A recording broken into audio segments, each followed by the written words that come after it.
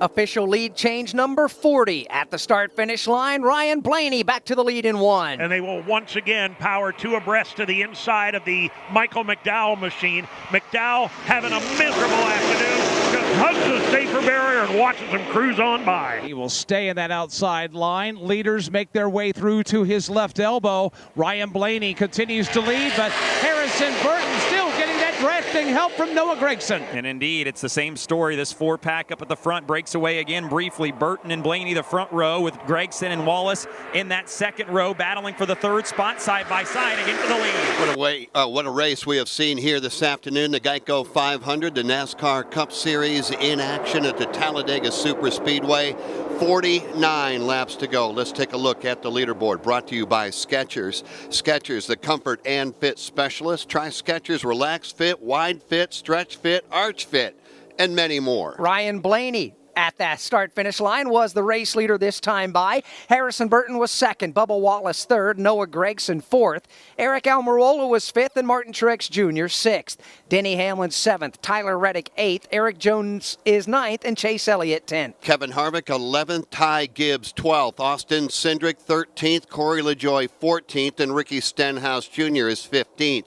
16th, Ty Dillon 17th, Christopher Bell, Chris Buescher 18th, 19th, Ross Chastain, and Kyle Larson is 20th. 21st, Ryan Preece. 22nd, Kyle Busch. 23rd, Justin Haley.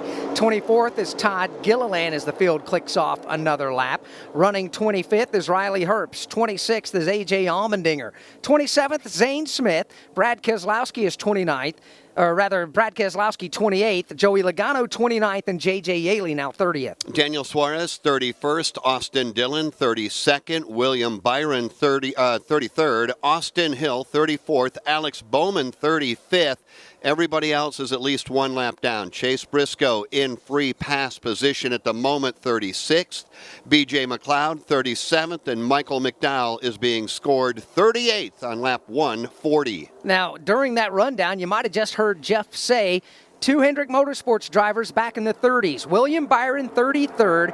Alex Bowman, 35th. What's going on with those cars, and what are they strategizing right now, Chris Wilner? Yeah, well, at that last stage break, they actually came down twice on pit road to fill up with Sunoco Racing fuel. And talking to the crew chiefs, Rudy Fugle, he said right now the plan is just to try to stretch this final stage a little bit longer. It's tough. It's going to be tough. It's really impossible to go all 68 laps, but at this point, you can gain an extra 3 to 4 laps if you ride around at the back, and they obviously topped off with fuel, so they have a little bit more aboard those 2 Chevrolets. So trying to play the fuel-saving game at this turn point. Number 3, Harrison Burton gets turned. Bottom of the racetrack, Burton gets turned, and now others begin to slide and crash up into the banking of turn number 3.